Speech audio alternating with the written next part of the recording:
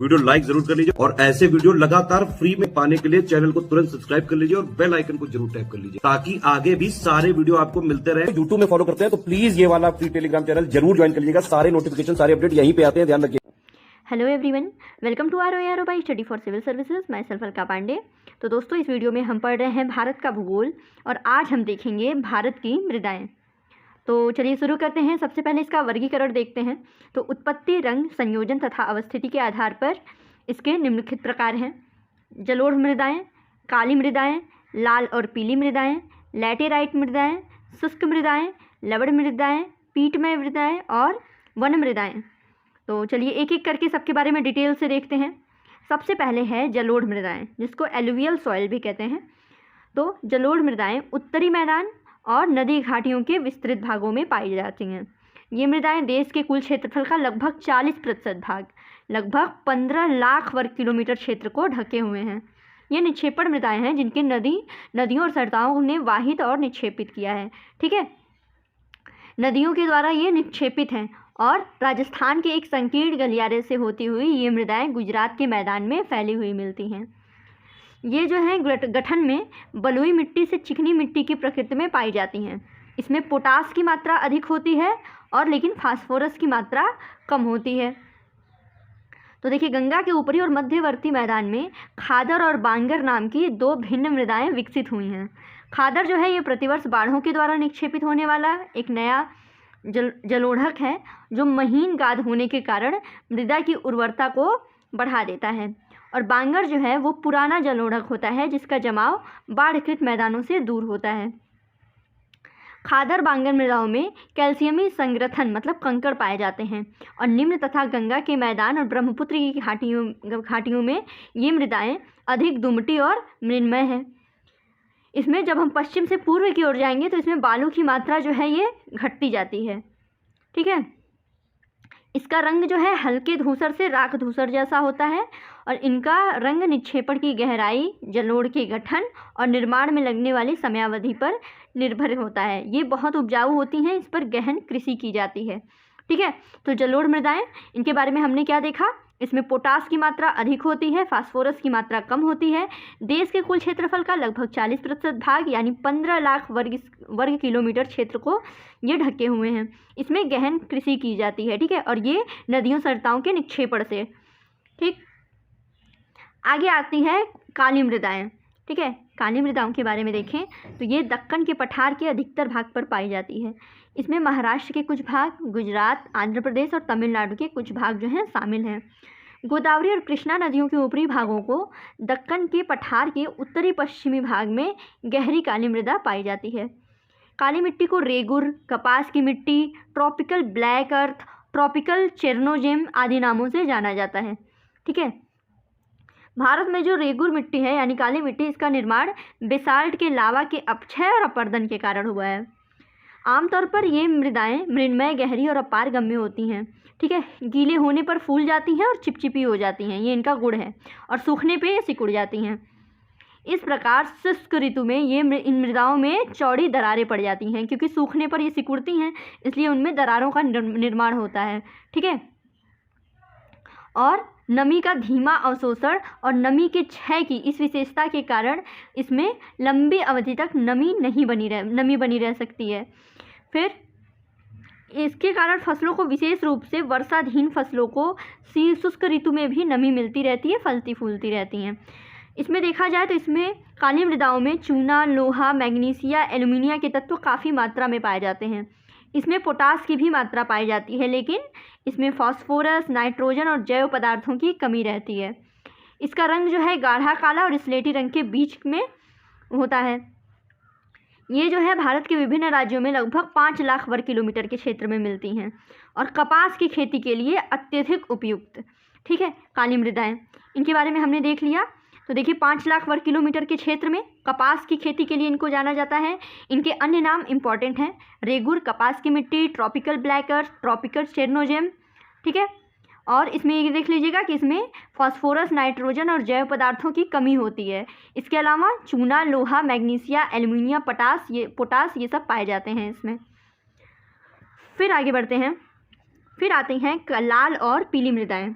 तो इनका विकास दक्कन के पठार के पूर्वी तथा दक्षिणी भाग में कम वर्षा वाले उन क्षेत्रों में हुआ है जहाँ रवेदार आग्नेय चट्टानें पाई जाती हैं। पश्चिमी घाट के गिरिपथ क्षेत्र की एक लंबी पट्टी में लाल दुमटी मृदा पाई जाती है। फिर आगे देखते हैं, पीली और लाल मृदाएं उड़ीसा, छत्तीसगढ़ के कुछ भागों, मध्य गंगा के मैदान के दक्षिणी भागों में पाई जाती है। इसका लाल रंग रवेदार और कायांतरित चट्टानों में लोहे के व्यापक विसरण के कारण होता है और जल योजित होने के कारण ये पीली दिखाई पड़ती हैं। महीन कणों वाली लाल पीली मृदाएं सामान्यतः उर्वर होती हैं। इसके विपरीत मोटे कणों वाली उच्च भूमियों की मृदाएं जो होते हैं वो अनुर्वर होती हैं। इसमें सामान्यतः नाइट्रोजन, फास्फोरस और ह्यूमस की कमी होती है। ठीक, इसका जो निर्माण है लाल मिट्टी का वो देख लीजिए, वह जलवायविक परिवर्तनों के परिणाम स्वरूप रवेदार और जो कायांतरित शैलें हैं इनके विघटन और वियोजन के कारण इनका निर्माण होता है। इसमें सिलिका और आयरन की बहुलता पाई जाती है। ठीक है, हम लोगों ने देखा भी था कि लोहे के व्यापक विसरण के कारण इनका रंग जो है वो लाल होता है, तो इसमें आयरन बहुलता इसमें होती है और इसका जो रंग है वो फेरिक ऑक्साइड की उपस्थिति के कारण होता है। ठीक है, और लेकिन जलयोजित रूप में पीली दिखाई पड़ती हैं। इसका विस्तार देख लीजिए, भारत के किन प्रदेशों में, तो पश्चिमी तमिलनाडु, कर्नाटक, दक्षिण महाराष्ट्र, छत्तीसगढ़, तेलंगाना, उड़ीसा, छोटा नागपुर, झारखंड में पाया जाता है। ठीक है, तो ये हमने देख ली लाल और पीली मृदाएं। याद रखिएगा ये जो है ये इसमें जो है नाइट्रोजन, फास्फोरस, ह्यूमस की कमी, फेरिक ऑक्साइड के कारण इनका रंग लाल होता है लेकिन जल योजित रूप में पीली दिखाई पड़ती हैं और भारत के प्रदेश जहाँ जहाँ ये पाई जाती हैं। अब आगे बढ़ते हैं, आगे आती हैं लैटेराइट मृदाएं।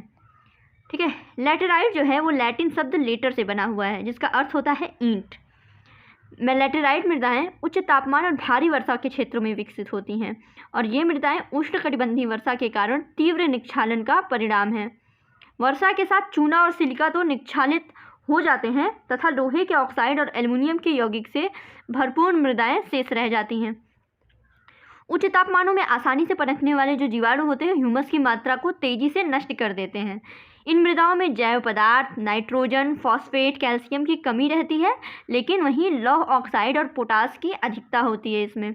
परिणाम स्वरूप जो लैटेराइट मृदाएं होती हैं वो कृषि के लिए पर्याप्त उपजाऊ नहीं होती हैं। ठीक है, इसको उपजाऊ बनाने के लिए इसमें खाद उर्वरकों की भारी मात्रा डालनी होती है। तो इसमें देखिए जैसे तमिलनाडु, आंध्र प्रदेश, केरल में काजू जैसे वृक्षों वाली फसलों की खेती के लिए लाल लैटेराइट मृदाएं अधिक उपयुक्त हैं। मकान बनाने के लिए लैटेराइट मृदाओं का प्रयोग ईंट बनाने में किया जाता है। और बाकी ये सामान्यतः कर्नाटक, केरल, तमिलनाडु, मध्य प्रदेश, उड़ीसा और असम के पहाड़ी क्षेत्रों में पाई जाती हैं। ये तो प्रायः कम उर्वरता वाली मृदाएं होती हैं लेकिन उर्वरकों के प्रयोग से इसमें कपास, चावल, रागी, गन्ना, दाल, चाय, कहवा और काजू इत्यादि की कृषि की जाती है। ठीक, तो इसमें देख लीजिएगा काजू जो उगाया जाता है तमिलनाडु, आंध्र प्रदेश और केरल में, इसके लिए सबसे उपयुक्त ये लैटेराइट है। ये कम उर्वर होती है, कम उपजाऊ होती है लेकिन इसमें खाद और उर्वरक का प्रयोग किया जाता है। इसमें देखिए जैव पदार्थ, नाइट्रोजन, फॉस्फेट, कैल्शियम की कमी होती है लेकिन लौह ऑक्साइड और पोटास की अधिकता होती है। ये हमने देख लिया। आगे हैं शुष्क मृदाएं। तो इनका जो रंग है वो लाल से होकर किशमिशी तक होता है। संरचना से ये बलुई होती हैं, प्रकृति से लवड़ीय होती हैं और कुछ क्षेत्रों की मृदाओं में नमक की मात्रा इतनी अधिक होती है कि इनको वाष्पीकृत करके नमक प्राप्त किया जाता है। मोस्ट इम्पॉर्टेंट शुष्क मृदाओं के बारे में, तो शुष्क जलवायु, उच्च तापमान और तीव्र गति से वाष्पीकरण के कारण इन मृदाओं में नमी और ह्यूमस कम होता है। इसमें नाइट्रोजन अपर्याप्त, फास्फेट सामान्य मात्रा में और नीचे की ओर चूने की मात्रा बढ़ते जाने के कारण निचले संस्तरों में कंकड़ों की परतें पाई जाती हैं। ठीक, तो ये देख लीजिए लोकेशन कहाँ कहाँ पे ये पाई जाती हैं। तो ये पश्चिमी राजस्थान में अभिलक्षणिक रूप से विकसित हुई हैं। ये अनुर्वर हैं क्योंकि इनमें से ह्यूमस और जैव पदार्थ जो हैं वो कम मात्रा में पाए जाते हैं। ठीक है लवण मृदाएं। तो ऐसी मृदाओं को ऊसर मृदाएं भी कहते हैं। इसमें सोडियम, पोटेशियम, मैग्नीशियम का अनुपात अधिक होता है। ये अनुर्वर होती हैं और इसमें किसी भी प्रकार की वनस्पति नहीं उगती है। मुख्य रूप से शुष्क जलवायु और खराब अफवाह के कारण इसमें लवणों की मात्रा बढ़ती जाती है।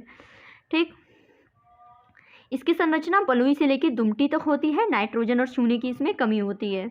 ये पश्चिमी गुजरात, पूर्वी तट के डेल्टाओं, पश्चिम बंगाल के सुंदरवन क्षेत्रों में है। कच्छ के रण में दक्षिणी पश्चिम मानसून के साथ नमक के कण आते हैं जो एक पपड़ी के रूप में सतह पर जमा हो जाते हैं। डेल्टा प्रदेश में समुद्री जल के भर जाने के कारण लवण मृदाओं के विकास को बढ़ावा मिलता है। ठीक है, फिर आगे बढ़ते हैं। एक और चीज़ देख लीजिएगा कि विशेष रूप पंजाब और हरियाणा में इस मृदा की लवणता की समस्या से निपटने के लिए इसमें जिप्सम डालने की सलाह दी जाती है। ठीक है, याद रखिएगा, मृदा में लवणता की समस्या से निपटने के लिए उसमें जिप्सम डाला जाता है। पीटमय मृदाएं क्या होती हैं ये देख लीजिए। अब पीटमय मृदाओं को देख लेते हैं। ये मृदाएं भारी वर्षा और उच्च आर्द्रता के उन क्षेत्रों में पाई जाती हैं जहां वनस्पति की वृद्धि अच्छी हो। ठीक है, इन क्षेत्रों में मृद जैव पदार्थ बड़ी मात्रा में इकट्ठे हो जाते हैं जो मृदा को ह्यूमस और पर्याप्त मात्रा में जैव तत्व प्रदान करते हैं। इसमें जैव पदार्थों की मात्रा 40 से 50% तक होती है और ये गाढ़े और काले रंग की होती हैं और अनेक स्थानों पर ये क्षारीय भी हैं। इस प्रकार पीटमय मृदाएं जो हैं बिहार के उत्तरी भाग, उत्तरांचल के दक्षिणी भाग, पश्चिम बंगाल के तटीय क्षेत्रों, उड़ीसा और तमिलनाडु में पाई जाती हैं। ठीक है, अंत में है वन मृदाएं। तो देखिए, अपने नाम के अनुरूप ये पर्याप्त वर्षा वाले वन क्षेत्रों में ही बनती हैं। इनका निर्माण पर्वतीय पर्यावरण में होता है और पर्यावरण के परिवर्तन के अनुसार इनका गठन और संरचना बदलती रहती है। घाटियों में ये दुमटी और पांसू होती हैं। ऊपरी ढालों पर ये मोटे कणों वाली होती हैं। हिमालय के हिमाच्छादित क्षेत्रों में इन मृदाओं का अनाच्छादन होता रहता है। ये अम्लीय और कम ह्यूमस वाली होती हैं। ठीक है, और निचली घाटियों में पाई जाने वाली ये मृदाएं जो हैं वो उर्वर होती हैं। ठीक है, तो चलिए देखते हैं भारत की मृदाएं। ठीक है, मृदा देखेंगे, क्षेत्र देखेंगे, उसमें मुख्य फसलें क्या हैं और पोषकों की प्रचुरता। एक टेबल के फॉर्म में वो काफ़ी इजी रहेगा।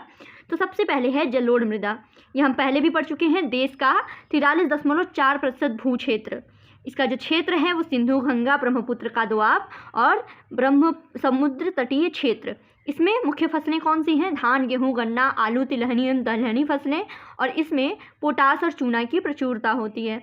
लाल मृदा की बात करें तो देश का 18.6%, तमिलनाडु, कर्नाटक, दक्षिण पूर्व महाराष्ट्र, उड़ीसा, मध्य प्रदेश का दक्षिण पूर्व भाग। इसमें मुख्य फसलों में है मूंगफली, केला, तंबाकू, रागी, ज्वार, तीसी, कपास, गेहूं, मक्का, और इसमें लौह तत्वों की प्रचुरता होती है। काली मृदा 15.2%, महाराष्ट्र, गुजरात, मध्य प्रदेश, तमिलनाडु का लावा क्षेत्र, कपास, सोयाबीन, चना, ज्वार, गेहूं, और इसमें पोटाश, चूना, मैग्नीशियम की प्रचुरता। और वही लैटेराइट मृदा 3.7%, कर्नाटक, केरल, तमिलनाडु, असम, महाराष्ट्र, उड़ीसा के पर्वतीय क्षेत्र, चाय, कॉफ़ी, रबर, सिंकोना, काजू इसमें प्रचुर मात्रा में उगाए जाते हैं। इसमें लोहा और एल्युमिनियम की प्रचुरता होती है। वही मरुस्थलीय मृदा है, ये पंजाब, हरियाणा, राजस्थान, पश्चिमी उत्तर प्रदेश और पश्चिमी उत्तर प्रदेश, इसमें बाजरा, ज्वार, मोटा अनाज, सरसों, जौ, इसमें लवण और फास्फोरस की प्रचुरता होती है। अंत में है पर्वतीय मृदा जो कश्मीर से लेकर अरुणाचल प्रदेश तक, इसमें सेब, नाशपाती, आलू और पोटास और फास्फोरस की अधिकता होती है। ये मैप वाइज देख लीजिए। ठीक है, इसमें मृदाओं की लोकेशन है। वन मृदा का क्षेत्र देखिए, ये जम्मू कश्मीर वाला एरिया, सिक्किम वाला, नॉर्थ ईस्ट में थोड़ा ये पार्ट। उसी तरह है ये देखिए जलोढ़ मृदा, फिर उसके बाद है लाल पीली मृदा यहाँ पर, फिर उसके बाद काली मृदा इस क्षेत्र में पाई जाती है। लैटेराइट मृदा का क्षेत्र है सारे, और शुष्क मृदा। ठीक है, सब कुछ ये भारत में मृदा के प्रकार। तो इस वीडियो में इतना ही। ऐसे ही यूज़फुल वीडियो के लिए हमारे चैनल को सब्सक्राइब कीजिए। Thank you so much.